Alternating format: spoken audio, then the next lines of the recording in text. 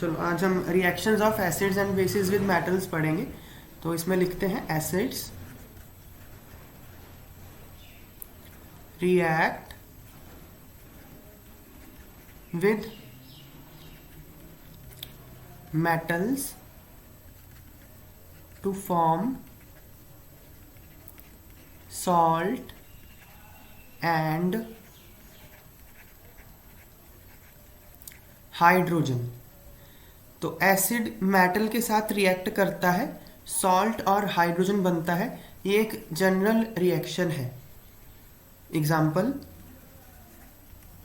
Zinc एक metal है, physical state इसका सॉलिड हमने लेते हैं यहाँ पे, प्लस HCl। मैं सीधा बैलेंस्ड इक्वेशन ही लिख रहा हूँ। HCl हमने एक्वस फॉर्म में लिया, पानी में लिया है इसको। ये बन जाएगा सॉल्ट, जिंक क्लोराइड एक्वस, पानी में होगा ये, प्लस हाइड्रोजन गैस बन जाएगी।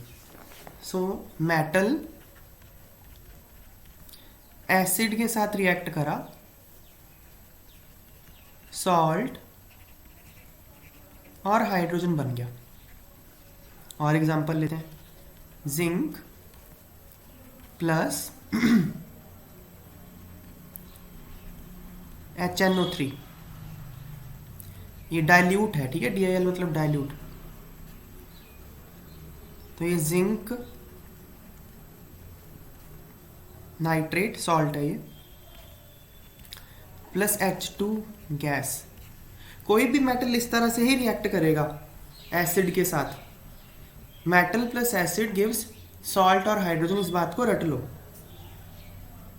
मेटल चेंज हो सकते हैं, एसिड चेंज हो सकता है, सॉल्ट चेंज हो सकते हैं, हाइड्रोजन तो हाइड्रोजन ही रहेगा। जनरल रिएक्शन यही रहेगी, क्या? Metal plus acid gives salt plus hydrogen. So ये जनरल रिएक्शन ऐसा ही रहेगा। So again zinc plus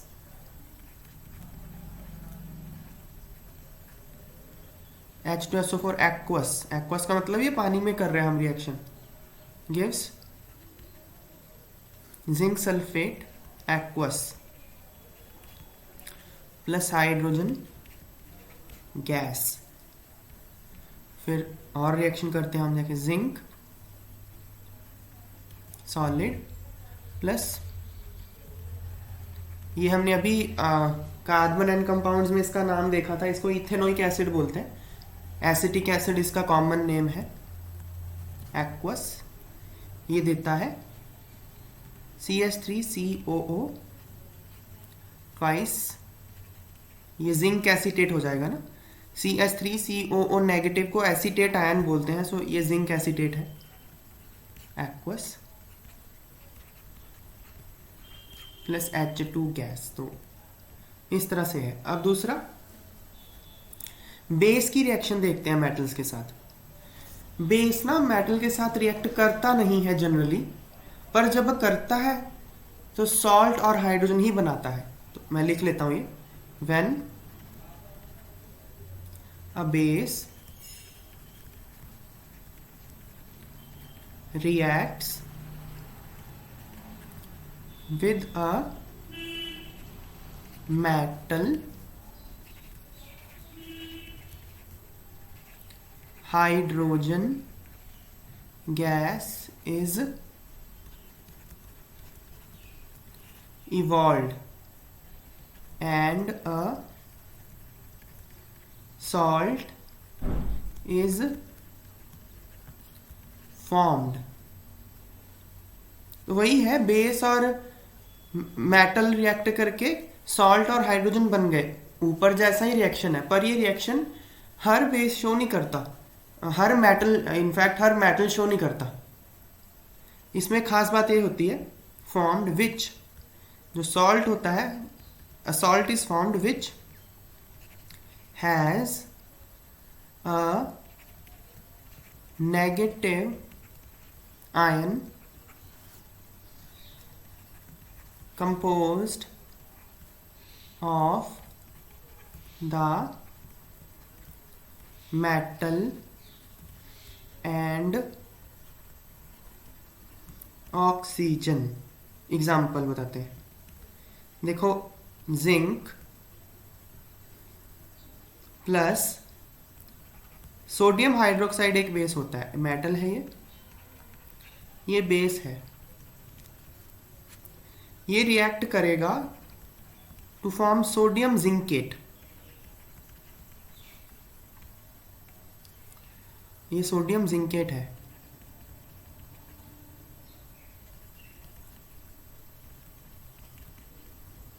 plus H2।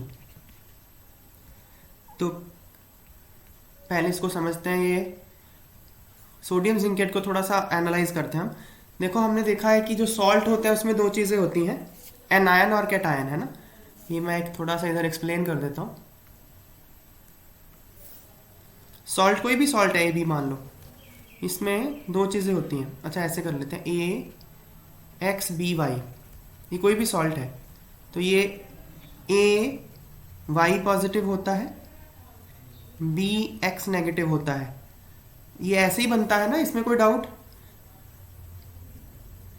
जैसे CaCl2, तो ये Ca2 पॉजिटिव, जो इसके पैर में था वो उसका पावर होता है Ca2 पॉजिटिव, और Cl माइनस, ये दो आयन मिलके ही CaCl2 बनाते हैं। तो ऐसे क्रॉस मल्टीप्लाई करोगे तो यही बनता है ना, AXBY। ये बात क्लियर है ना, ये हाँ सही है कि AXBY कोई सॉल्ट है अगर, तो उसका कैटायन कौन सा होगा, A, उस पर चार्ज होगा Y प्लस, उसका एनायन होगा, कैटायन होगा A, charge Y plus, anion होगा B, charge X minus. Example मैंने ऊपर दिए। और क्या एग्जाम्पल दूँ, कोई भी ले लो, AlCl3 ले लो। इसमें कैटायन क्या होगा, Al+3, एनायन क्या होगा, Cl माइनस। तो 3 यहाँ था तो इसके ऊपर पावर इसकी ये होगी चार्ज। ये बात समझ में आ रही है ना।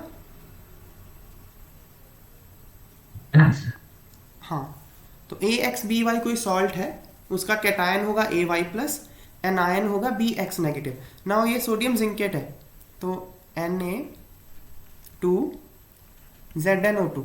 अब यहाँ पे ना एनायन जो है वो सिंपल नहीं है, एनायन में भी आगे दो एलिमेंट आते हैं। देखो ये बना है Na, देखो Na हमेशा प्लस होता है ना, कभी आपने सुना है Na2 प्लस, Na3 प्लस? नहीं, ऐसा कभी नहीं होता।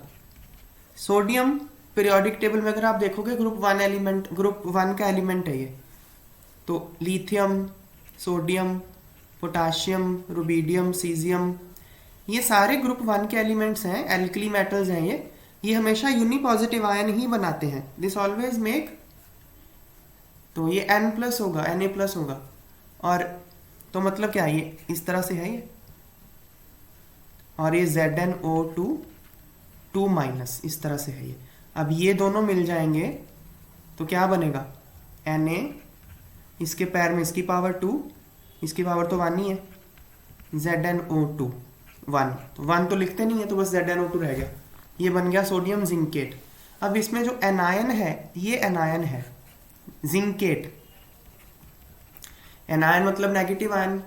मेटल कहाँ प्रेजेंट है, नेगेटिव आयन में, एनायन में। यही बात यहाँ लिखी हुई है, salt is formed which has a negative ion composed of metal and oxygen. तो जो सॉल्ट बना उसका जो नेगेटिव आयन एनायन था, उसमें क्या था, मेटल और ऑक्सीजन थी। ये बात डिफरेंट हो गई। ऊपर देखोगे अगर आप, तो मेटल आयन कैटायन के साथ था, देखो जिंक सल्फेट, जिंक कैटायन है यहाँ पे, जिंक 2+ की फॉर्म में है, जिंक नाइट्रेट जिंक 2+ की फॉर्म में है, प्लस है, जिंक क्लोराइड जिंक 2+ है, जिंक एसीटेट जिंक 2+ है। तो सॉल्ट का स्ट्रक्चर डिफरेंट है उसकी। जब वो बेस के साथ रिएक्ट करेगा मेटल, तो जो सॉल्ट बनेगा उसमें जो मेटल होगा वो एनायनिक पार्ट के साथ होगा और ऑक्सीजन के साथ होगा। ये बात क्लियर हुई, डिफरेंस क्या है दोनों में। हाँ, पर ये रिएक्शन सबके साथ पॉसिबल नहीं है। ये metal plus acid give salt plus hydrogen, सबके साथ तो नहीं कहूंगा, लेकिन बहुत सारे मेटल्स के साथ ये पॉसिबल है। और लेकिन जो नोबल मेटल्स होते हैं ना, गोल्ड हो गया, कॉपर हो गया, सिल्वर हो गया, वो तो आप जानते हो, वो तो रिएक्ट नहीं करते। तो वो नहीं करते रिएक्शन, ये वाली ऊपर वाली मेटल प्लस एसिड सॉल्ट और हाइड्रोजन, वो नहीं करते ये शो। ये हम डिटेल में 12th में पढ़ेंगे इलेक्ट्रोकेमिस्ट्री चैप्टर में। पर अभी के लिए simple, metal plus acid, salt और हाइड्रोजन। बहुत सारे मेटल ऐसा करते हैं। बेस के साथ metal plus base give salt plus hydrogen.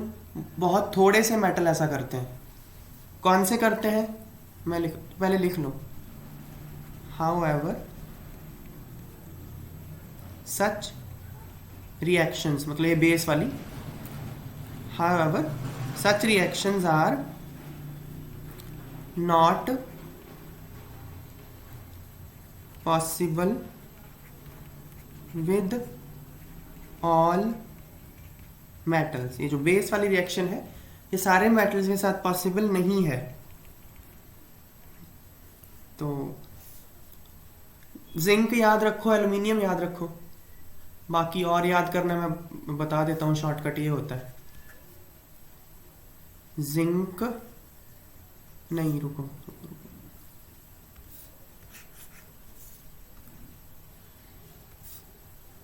Beryllium, tin, zinc, gallium, aluminium, lead, ये होते हैं मेटल्स जो बेस के साथ भी रिएक्ट करते हैं। इसको ऐसे याद रख सकते हो, बेसन, गाल, गैलियम मतलब गाल हो गया, जीब, जिंक यहां लिख लो।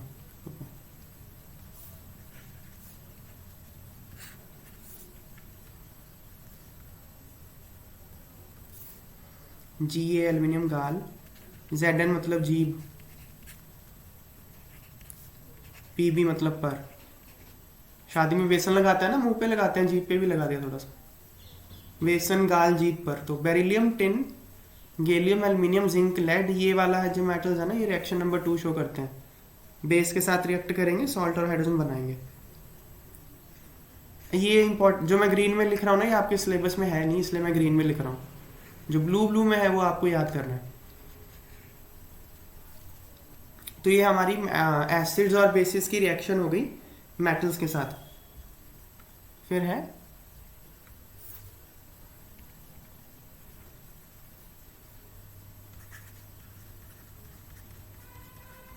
Reaction of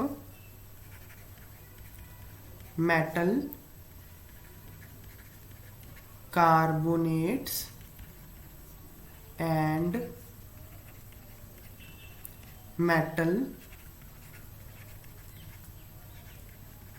hydrogen carbonates. Hydrogen carbonate को बाई कार्बोनेट भी बोलते हैं, विद एसिड्स। तो एक जनरल रिएक्शन है ये। क्या है रिएक्शन ये, कि मेटल कार्बोनेट हो या मेटल बाई कार्बोनेट, या हाइड्रोजन कार्बोनेट भी बोलते हैं उसको, मेटल हाइड्रोजन कार्बोनेट, ये एसिड के साथ रिएक्ट करेगा और सॉल्ट, कार्बन डाइऑक्साइड और वाटर बनेगा।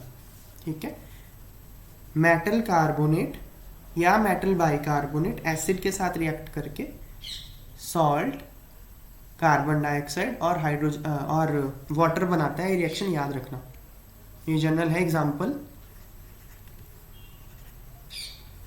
सोडियम कार्बोनेट, ये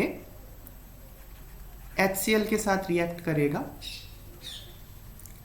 NaCl salt, H2O water, CO2 ये बनेगा। इसको बैलेंस कर लेंगे तो ये बन गया है ना। फिर sodium bicarbonate plus HCl, NaCl, H2O, CO2।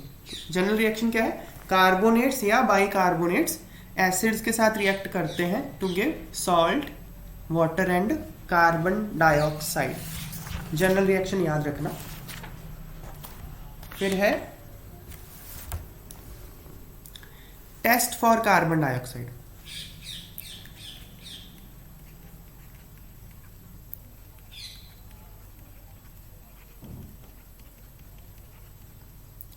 Carbon dioxide का टेस्ट होता है मतलब लेबोरेटरी में आपको टेस्ट करना है कि जो गैस इवॉल्व हो रही है वो कार्बन डाइऑक्साइड है, तो कैसे करोगे, उसको लाइम वाटर से पास कर दो, अगर वो मिल्की हो गया मतलब कार्बन डाइऑक्साइड है, और अगर आप एक्सेस ऑफ कार्बन डाइऑक्साइड पास करते रहे तो मिल्कीनेस डिसअपियर हो जाएगी। ये सिंपल सा टेस्ट है, इसको हम लिख लेते हैं। On passing CO2 through lime water it turns milky। Calcium hydroxide aqueous, इसको बोलते हैं lime water. Aqueous calcium hydroxide को, इसमें CO2 आप गैस पास करोगे अगर, तो कैल्शियम कार्बोनेट सॉलिड प्रेसिपिटेट हो जाएगा। ये वाइट कलर का प्रेसिपिटेट होता है, इससे मिल्कीनेस आती है, और वाटर। और अगर आपने बहुत ज़्यादा पास करी CO2 तो मिल्कीनेस डिसअपियर हो जाएगी। Passing excess of CO2 through it milkiness disappears, क्योंकि वो बाइकार्बोनेट बन जाता है। CaCO3 solid plus H2O liquid plus CO2 gas, यही सोल्यूशन है ऊपर वाला, इसमें से मैंने CO2 और पास कर दी, तो कैल्शियम बाइकार्बोनेट एक्वस। एक्वस बनाया मैंने, यहाँ सॉलिड नहीं लिखा, एक्वस लिखा है क्योंकि ये पानी में सॉल्युबल होता है। कैल्शियम बाइकार्बोनेट ना पानी में सॉल्युबल होता है। तो मैं आपको हिंट दूं, अगर हमने हार्डनेस की बात करी थी कि हार्ड वाटर क्या होता है जिसमें कैल्शियम बाइकार्बोनेट होता है, वो टेम्परेरी हार्ड वाटर होता है। सल्फेट्स, क्लोराइड्स और bicarbonates of calcium and magnesium, उससे हार्डनेस होती है, ये हमने बात करी थी। हमने कार्बोनेट्स के कारण नहीं कहा था कि हार्डनेस होती है, उसका कारण यही है क्योंकि कार्बोनेट तो पानी में सॉल्युबल ही नहीं होते, वो तो प्रेसिपिटेट होके नीचे बैठ जाते हैं, तो पानी में आएंगे कहाँ वो। ये बात समझ में आ रही है? हाँ जी। मैंने क्या कहा था कि, अच्छा दूसरी बात मैंने कही थी कि जो हार्डनेस होती है वो क्या होती है, बाइकार्बोनेट्स वाली जो हार्डनेस होती है वो क्या होती है, कैल टेम्पररी। हाँ, तो ये जो मैंने रिएक्शन लिखी है ना, ये कैल्शियम बाइकार्बोनेट की, ठीक है। हाँ जी। कैल्शियम बाइकार्बोनेट को अगर आप हीट करोगे ना, तो कैल्शियम तो कार्बोनेट हार्डनेस हो जाती है। वाटर और कार्बन डाइऑक्साइड बन जाएगी, ठीक है। हाँ जी। और कैल्शियम कार्बोनेट होता है सॉलिड, इनसॉल्युबल होता है, ये हो जाएगा प्रेसिपिटेट क्योंकि ये सॉलिड है, इनसॉल्युबल है पानी में। हाँ जी। तो हो गया ना टेम्परेरी हार्डनेस रिमूव। हाँ जी। आपने कैल्शियम बाइकार्बोनेट बाहर करना था पानी से, कर दिया, बॉयल कर दो, हो जाएगा, कैल्शियम कार्बोनेट प्रेसिपिटेट हो जाएगा, ठीक है ना, इसलिए वो टेम्परेरी होता है हार्डनेस। तो ये बात है। अच्छा, अगला रिएक्शन करते हैं। तो ये टेस्ट था सिंपल सा, reaction of acids and bases with each other, एक दूसरे के साथ कैसे रिएक्ट करेंगे, ये तो हर बच्चे को पता होता है। क्या है बताओ? Acids and bases react with each other to form salt and water। Acid और बेस आपस में रिएक्ट करते हैं, सॉल्ट और वाटर बनता है, इस रिएक्शन को बोलते हैं neutralization reaction. This reaction is known as neutralization, reaction. So acid plus base give salt plus water. Example, NaOH plus HCl gives NaCl plus H2O. तो ये सिंपल सी रिएक्शन है, एसिड और बेस आपस में रिएक्ट करके सॉल्ट और water बनाते हैं। तो नेक्स्ट रिएक्शन हम करते हैं,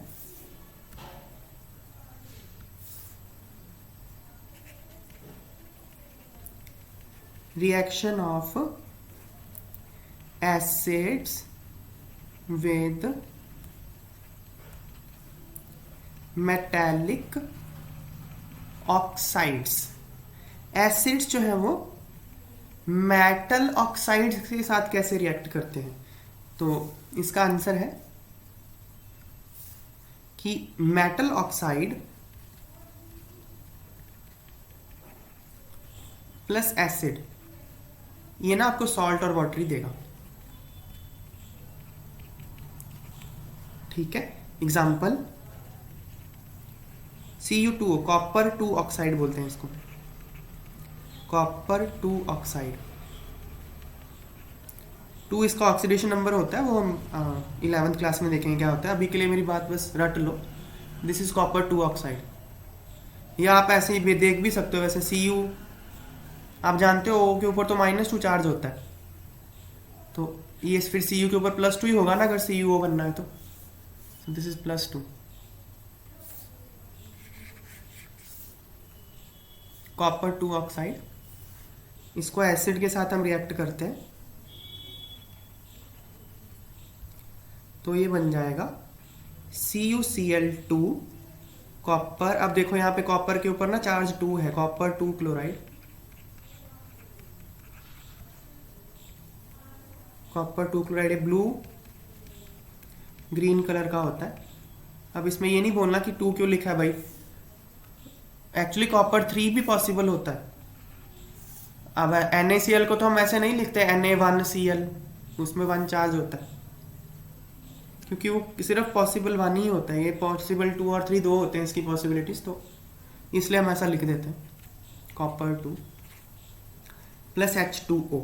ये रिएक्शन है क्या कि मेटल ऑक्साइड एसिड के साथ रिएक्ट करेगा, सॉल्ट और वाटर बनेगा। और हमने ऊपर क्या देखा था कि बेस एसिड के साथ रिएक्ट करते हैं to give salt and water, मतलब मेटल ऑक्साइड फिर बेस का काम कर रहा है यहाँ पे।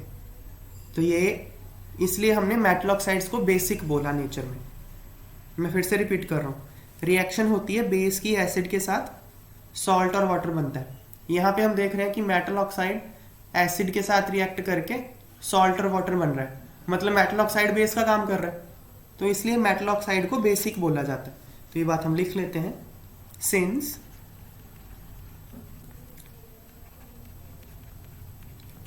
Metallic oxides react with acids to give salt and water similar to the reaction of a base with an acid। जैसे बेस एसिड के साथ रिएक्ट करता है वैसे ही मेटल ऑक्साइड भी एसिड के साथ रिएक्ट करके सॉल्ट और वाटर देता है, इसलिए metallic oxides are said to be basic oxides, इसलिए इनको बेसिक ऑक्साइड्स बोला जाता है। अब हम नॉन मेटल ऑक्साइड्स की बेस के साथ रिएक्शन देखेंगे।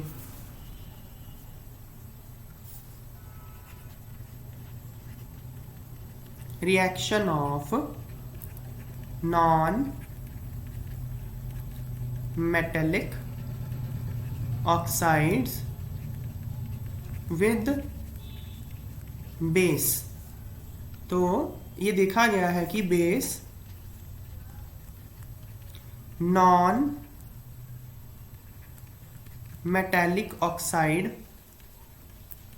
के साथ रिएक्ट करके सॉल्ट और वाटर बनाता है। एग्जाम्पल, कैल्शियम हाइड्रोक्साइड एक बेस है। Non metallic oxide, non metallic oxide मतलब नॉन मेटल का ऑक्साइड। अब कार्बन तो नॉन मेटल होता है, उसका ऑक्साइड नॉन मेटेलिक ऑक्साइड होगा, CO2। ये हमने अभी देखा reaction CaCO3 plus H2O। CaCO3 एक सॉल्ट होता है, ठीक है। कैसे सॉल्ट होता है ये मैं बता देता हूँ आपको। देखो, आपने कैल्शियम हाइड्रोक्साइड तो जानती हो बेस होता है, और H2CO3 कार्बोनिक एसिड होता है। ये कोका कोला में होता है, सॉफ्ट ड्रिंक्स में होता है। ये एसिड है, कार्बोनिक एसिड। ये बनेगा सॉल्ट CaCO3 प्लस वाटर। तो एसिड और बेस तो सॉल्ट और वाटर ही देता है ना। So calcium carbonate is a salt, calcium bicarbonate भी सॉल्ट है। तो ये बेस हो गया, नॉन मेटेलिक ऑक्साइड, सॉल्ट और वाटर बन गए। तो बेस के साथ तो एसिड रिएक्ट करके सॉल्ट और वाटर बनाता है। That means non metallic oxides acidic होंगे नेचर में।